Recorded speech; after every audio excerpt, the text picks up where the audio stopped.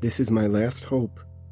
This is my very last chance that someone, anyone, will see me. Please, don't leave me alone. I thought after 8 years, I would have gotten used to it. I thought after 12, I would have gotten used to it. As the years passed, I told myself over and over that this would be the year where I stopped whining. But that day where I finally accepted my fate would never come. How could it? It's hard to come to terms with not existing. So, hi? I'm 18 years old, and I have no name. Not that it would make much of a difference if I gave myself one. Nobody would ever say it. Not in reference to me, at least. The most I could do is stand around in some family's home and pretend like one of their names is my own. Pretending like I can be enveloped in the solace that they share with one another. The unbreakable bonds I can never form. Because, for all intents and purposes, I don't exist. It took a while to come to terms with. Not that I've accepted it as permanent just yet. But I understand my predicament now far more than I ever could. I stated it simply before, and I don't mean it with the slightest exaggeration. I don't exist. The world itself denies my existence at every turn. I can't properly communicate just how much I don't want to live like this. Though, even if I could, it's not like anyone could listen. But I don't have a way out. I tried to put an end to things, but the world didn't let me. The gun suddenly stopped responding to my fingers. The rope untied itself from the ceiling. I've never been sick, either. The world denies my existence, and so does everything living in it. So why wouldn't the smallest, most insignificant organisms do so as well? Viruses aren't exempt from the cold indifference of the world. I've heard people say that before, that the world is cold and uncaring, indifferent to their suffering. And they couldn't be more wrong. The world doesn't deny them their life. It doesn't deny them their very existence. It allows them to interact with everything, with everyone. If they knew just how good they had it, they would be worshipping the universe for all the attention and care it gave them. I still wonder how I came to be in the first place. Of course, I wasn't born like any other person.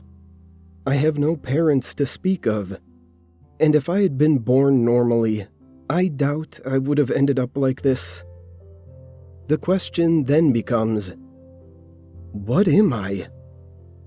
The first conclusion might be that I'm a ghost.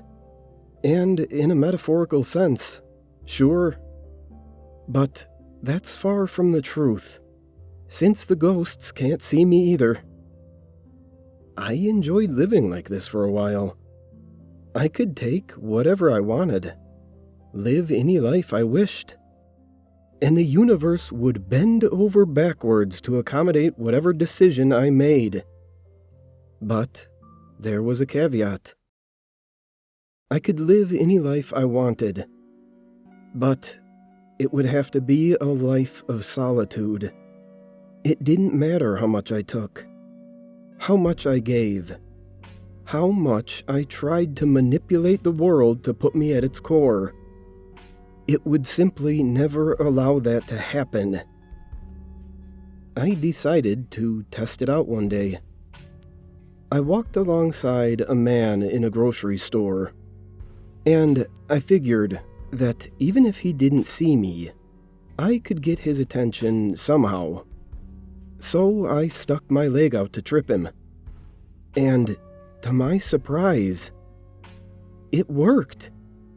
I was so ecstatic that I had truly interacted with the world until he got up, complaining about careless workers. And when I looked down to where I had tripped him, there were a dozen or so soup cans spilled across the floor. I ran to catch up with him and stuck my fist out in front of his face.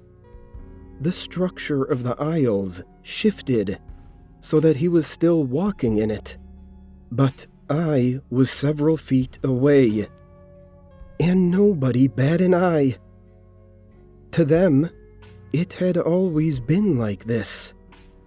To them, there was zero oddity in this new world, because it wasn't new. The universe itself reshifted its structure to avoid acknowledging my impact.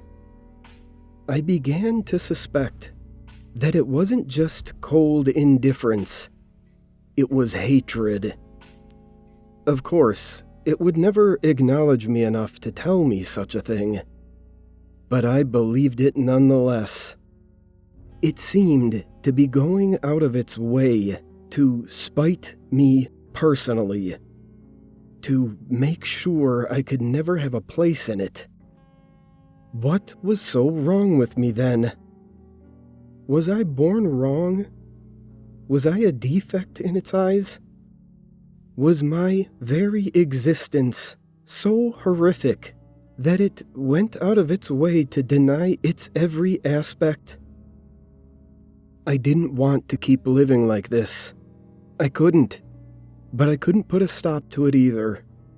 I wasn't allowed to. I made one last desperate attempt. I broke into someone's house. Well, more so slipped in, but that's besides the point. I took a knife from his kitchen drawer and pulled off his blanket when he was sleeping. I took his arm in my grasp, and I carved into it. "Look at me." He woke up, looked at his arm, and screamed. He slowly raised his head up, and for a second, his eyes met mine. He wasn't just looking in my direction, he was looking directly at me. And then, the world flashed for a moment, and it was gone. The letters I had delicately carved in were replaced with basic vertical slashes. I remembered him yelling at his wife, who was screaming in return, both of them having no idea how the cuts manifested. I remembered looking out the window as he was wheeled away on a stretcher. The world worse off for my involvement. Maybe it did have a point then. Maybe it was right to forget me. But unfortunately, I couldn't forget myself. I remained firmly locked into my own fate, unable to change a thing besides ruining the lives of those around me. I tried to do nice things too, grabbing stuff from stores and sitting it down by the homeless, cleaning up people's houses for them. But I noticed that those changes would either get erased entirely or turned into something bad. The food would be moldy or poisoned. The cleaning would have caused structural damage to the house. So I stopped getting involved entirely. Unfortunately, this doesn't have a happy ending. I pulled away entirely, trying not to let my presence make the world a worse place. I figured that maybe, if I isolated myself enough, the world would reward me for my understanding by letting me die. That was naive.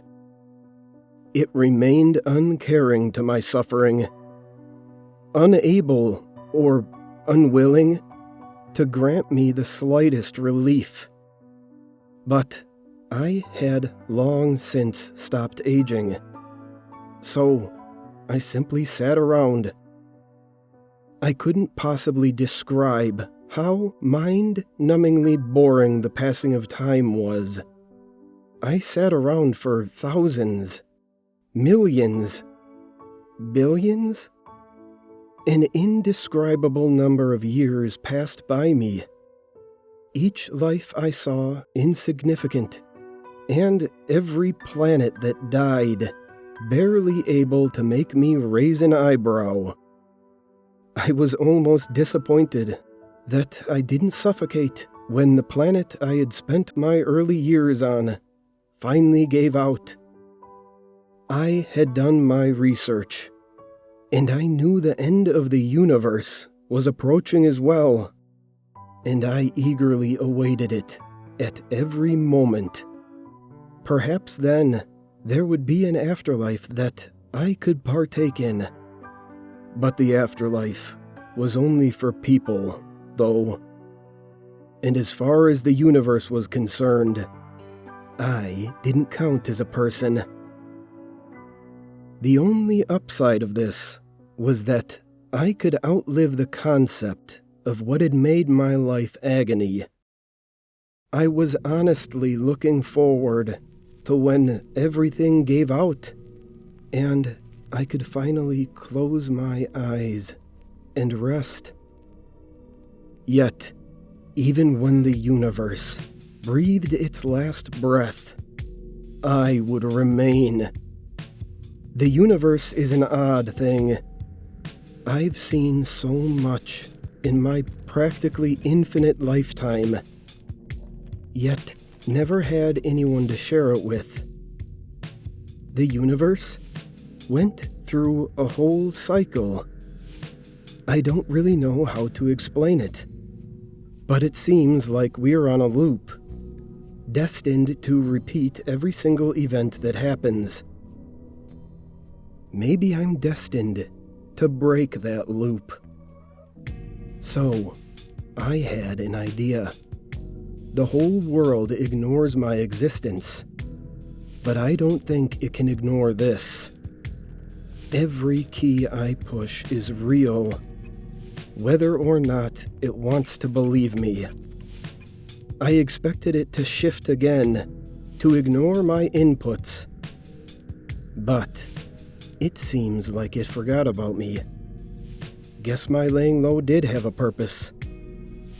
To be honest, I'm scared. I'm scared that this last idea of mine won't work. That it will cut me off before I can hit post. I don't want to live in a world where I don't exist anymore. Please, if you see this, talk to me. Acknowledge me. If this post actually gets out there, please don't let me be forgotten. Can you hear me?